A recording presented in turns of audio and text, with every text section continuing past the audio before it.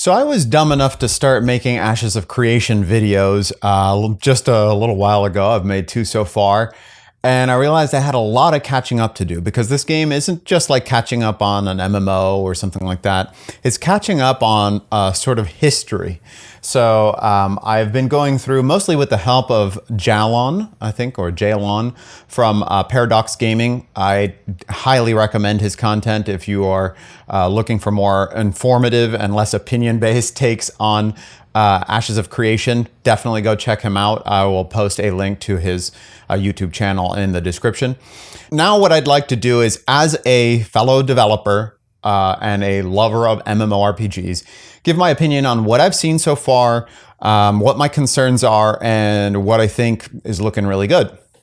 So first off, let's start with the good, because that's easy, right? So the game looks beautiful. Unreal Engine 5 is working for it very well.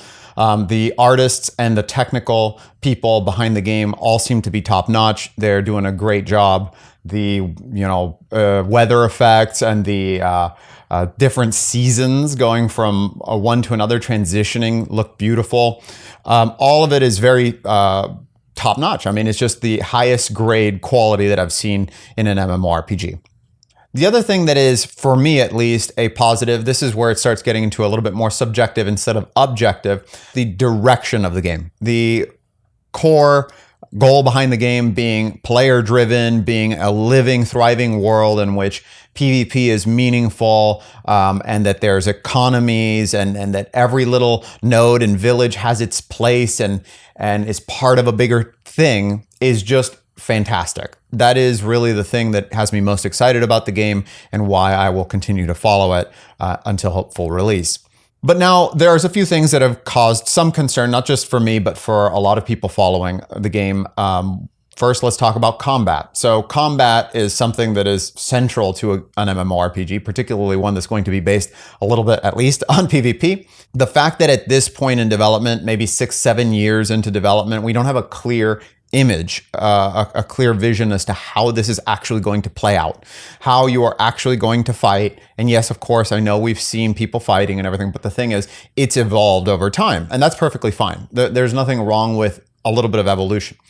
But in terms of combat, we've gone from tab targeting based combat into action tab targeting hybrids to now perhaps what seems to be a predominantly action-based combat. So these are the places where you start wondering, okay, that's totally fine when you're a year, 2 years into the development cycle. And just from a developer standpoint, what we saw of combat most recently is something that doesn't look bad. It looks crisp, it looks sharp, it looks fun, engaging. I kind of want to do it when I see it. But it's something that if I weren't particular, if I were just going to the asset store and trying to link this up, I could probably have something fairly comparable to what was showed just there. Again, I'm not trying to say that that's all they have. I'm just saying of what they showed there, I could do that in a matter of a month, 2 months. And if I were better at it, because I'm not really great at that kind of development, maybe even less time. So I'm sure there are developers out there that could put that together in like a week. So that doesn't mean that what we saw isn't just a small piece of something bigger. It just means we haven't seen much. And the fact that we haven't seen much, again, at 6 to 7 years is a little bit concerning. Now, where am I getting the 6 to 7 years? Well, I'm just factoring in that there had to have been some development prior to the Kickstarter, which I think was 2017. It's a good ways into 2022. So that's where I'm getting the estimate, just in case if you were wondering. So that's a little bit concerning because I've always been a big proponent of the Elwyn Forest / Goldshire approach of World of Warcraft, where they just said, let's make it fun to fight a boar. Let's nail down what the game is in this small space and we'll grow it out from there. Okay. So if we haven't nailed down what's fun about the game to actually play it, and they've been too focused on the big systems, that's a little bit concerning. However, making a game that's kind of fun to play, even though that is typically the high bar for most games and where most developers don't succeed, that's actually the easy part of this game. The easy part is setting up something that is going to be like Black Desert Online, or maybe like it'll eventually end up playing like an Elden Ring sort of thing. These are things that are attainable targets. A developer can say, let's keep iterating on this, let's keep playing and getting feedback until this is fun, that it's fun to bust those little rock critters up, and then someone else and something else and do PvP and all that. So you can build out from there, but this is kind of like square one stuff, right? So this is where you would normally begin your development for a typical game. But that's the low bar of this game. That's like the easiest part of this game, because what we're talking about here is a ton of, I'm going to say revolutionary. I'm going to come out and say it, even though there are things that I think almost any player who's played MMORPGs for as long as I have has at one point fantasized. To actually implement them is revolutionary. It's a tremendous step forward in the way that we would interface with even just a digital world. Yeah, this is going to be a real thriving, living world with complex systems comparable to the, like they're talking about fighting inflation and stuff. We haven't figured out how to fight inflation here in the real world, with all these people who went to school to do nothing but that, allegedly, right? We won't get into politics. But the point is, you've got to worry about the way that taxation is going to work. You got to worry about the way that the vassal system is going to have the trickle-down effect, how paying my monarch is going to actually pan out for me when somebody comes and sieges things, the way that the caravan system works, the way that everything works in the game has to mesh together to form something that is fun. I mean, that's the whole idea, right? If you have a tremendously complex system that works and all these interlocking systems that work, but it's not fun at the end of it, it's not going to be successful. So you don't just have the very high bar of creating a set of systems that all interplay with one another and create a functioning world. That world has to be fun. And because and I agree with this, I just want to say this right out the gate here. I love the fact that travel is a part of the game. Like, it's not just hop on a flight path or teleport across the world. I know that, yes, if you have the education or whatever, the universities and stuff, that you can actually teleport a little bit within the node's sphere of influence and all that. But we're not getting into the details. I want to also make it very clear, I'm not talking about the details now, not because I don't know them, even though I'm sure there are plenty of gaps in my knowledge, but because they're sort of fluid still. And so I don't think that it's too beneficial to hone in on all of the details. I just want to talk about my concerns with the goals of the project. So one of the ways that I approach game design now, and this is something that I've kind of adapted, is to think of every game as a sort of roller coaster. Back in the day, there used to be 5 roller coasters. Everybody was riding all the roller coasters. You can start off the roller coaster with a huge climb, super boring, doesn't matter, people are going to ride it anyways. Nowadays, there's maybe 12,000 roller coasters a year. You can't ride every roller coaster. The roller coaster either needs to promise you that it's super fun and keep you engaged and you're going to ride it, or start off fun. So the metaphor here is basically that your experience when you enter a game is equal to either a climb that is taking effort and it's boring perhaps, or it's a down slope that actually would take effort to stop. So if I'm playing a game and I'm having fun and I'm engaged right away, and even though I might be learning a few little things, mostly it feels like I would actually have to apply brakes. I have to tell myself, I got to stop playing this game. I've been playing it too much. Another game might be something that I think, oh man, this is kind of boring, but I kind of get the fact that this is going to be fun, later on. And so it's something that I want to keep trying to do. I'm promised this kind of experience, so I'm going to push over the hump until I hit that downslope. That's the kind of game that this is, that Ashes of Creation is going to be, because there's just so much new stuff. If I start something like a platformer, and I just have to know that this platformer, the only difference is like I can shoot webs like Spider-Man. Okay, I learned that in 1 second. I know how to play platformers. I'm having as much fun as I can. So that slope is hitting pretty much a maximum right out the gate, But with something like an RPG, it's usually pretty tough because you have to learn systems. So if I've copied I've done a World of Warcraft clone or something, maybe I'm having as much fun as I can with it right away. But in the case of something like Ashes of Creation, that is so different and has so many new things and new systems, and they're all so complicated and they all interact with one another. There's a big climb that you're forcing players to undertake. So there's a huge barrier to entry before you're going to have that fun, because there's a lot of fun that happens when you crest that hill in an RPG, and now your build is working and you're getting loot and you understand all the systems and you're exploring and you're finding more depth. That's the fun of an RPG, but RPGs are notorious for having a big hill to climb at the beginning. So that's one of the concerns. The other concern is just that these systems are just going to be too complicated to design and still have them be fun and intelligible. Because in order to combat this one aspect, like, oh, we see that too many people are exploiting caravans in this way.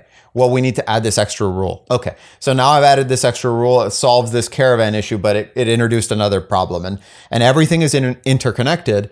And the level of complexity is a variable you want to keep as small as possible, because otherwise there's that barrier to entry.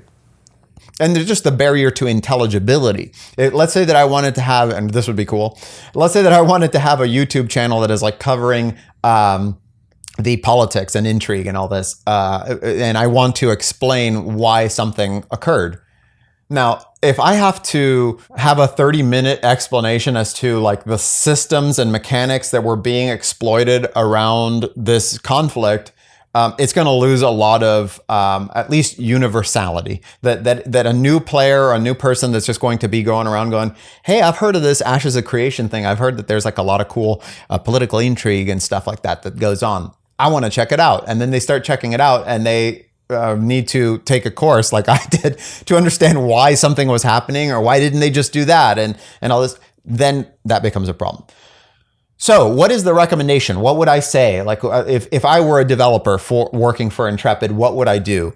I think that the idea here is, first and foremost, the Elwyn Forest, or the Goldshire approach, which is make the game fun to play just on its own. Like let's have a game that people just acknowledge that it's a fun, pretty. Obviously, it's very pretty. That the technical aspects seem to be there. So all you got to do is make the gameplay fun. Make the smaller gameplay loops as fun as you can. That's going to be the hardest part, considering the fact that almost all of the convenience factors and all this that help ease people into having fun are not removed, but purposefully not included in this game to keep things a little bit more meaningful. That going from point A to point B is meaningful. That transporting goods with weight is meaningful. That the economy makes sense to the amount of things being harvested there. All of the stuff that makes the game, the world meaningful, makes the gameplay a little less fun, perhaps on a one-to-one level. So nailing down the fact that the game has to be fun to play, it should be priority one. Then from that point forth, it's a matter of how can we get the systems to work. I definitely think, obviously, the node system is it, right? It's the whole point of the game. And making sure that the nodes are interconnected very well, and all of this, they've seemed to be put a tremendous amount of thought into, and I like almost everything that I hear about it. But that needs to act as a canvas on which you're painting with gameplay, right? So in other words, if the paintbrush that I'm being given is not fun, well, the canvas you laid out for me could be huge and wonderful and best material ever, but I just can't paint anything good on it. So again, that is the first step, and a step that hasn't seemingly materialized yet, and that gives me a little bit of pause for concern. Or cause for concern and pause. Yeah, pause for concern. I'm gonna create that TM. So yeah, that's one of the main things. Another potential pause for concern is that we have this 8x8 grid. I know more or less now how the classes are alleged to work. Again, I don't know if this is how it'll actually be at the end of all things said and done, but right now it's you choose an archetype out of the 8, and then you get to, I think, respec perhaps. So these are kind of like specs that are modifiers on all your abilities by the other 8. So in other words, you go fighter. Okay, so you're going to be like a super fighter, guardian or whatever, right? And then if you go fighter, mage, well, you're like a spellblade or whatever, that sort of thing. Now, while this sounds actually pretty cool for a single player, Like if I'm just playing and it's just me versus the wolf, sure, let's go with that. I like the variety. I would just look at it like every archetype has 8 specs, more or less. But that's not how it's going to work out in PvP. In PvP, and particularly in siege combat or large combat situations, like I have to be able to see the person coming at me and go, this is a spell blade, I better do this. Because if I, for instance, don't respond to the guy who, instead of charging at me normally, is going to teleport behind me, I'm going to lose. And it's going to be frustrating for me. And it's going to be frustrating for him when it happens to him too. So you're going to create a lot of frustration if you literally have to real time identify 64 different combinations that all make a difference, and I have to respond to them differently. And then there's cosmetics thrown into it, so I don't even know what I'm looking at because the guy has just bought cosmetics over the last couple of years, and so he's wearing this full bunny suit or something, and I have no idea what he is, and anyone can use any weapon. So it's going to be extremely difficult. And if you're okay with chaos, then go for it. I like to understand what it is that I'm doing, why I died. That's why I don't prefer siege combat, because it's like you're going to have to scroll up and look at the log and see that you were hit by this thing or whatever. You just died. I know that Jalon said that from Paradox Gaming, he said that he really likes siege combat. So there's going to be a place that he and I would differ in opinions. I don't like massive battles because, again, it's going to degrade into anarchy or just like a completely separate game where all it is I'm lobbing hot balls of fire from my trebuchet or whatever, or firing ballistas that has nothing to do with normal gameplay. One of the things that I'm hoping, does happen, and I think it will happen with the caravan system, as I had kind of anticipated in earlier videos, is that's where you're going to see a lot of like organic open world PvP where it's going to be like a 5-on-5. So that's really cool. And I think that it could work very well there, but still there, if I don't know what 5 people are coming at me and I don't know how to respond, it could be very frustrating. So that's another thing that gave me pause for concern, which is to say I want to be able to identify my opponent. Another thing added onto this for more complexity is the fact that your citizenship nodes, and I believe maybe even your guild nodes, which if you owned a castle, so it can actually grant you sort of modifications or augments on your abilities. So that means that now I have to like look at the guy's guild name and kind of know like these guys are from this node and they have access to this castle.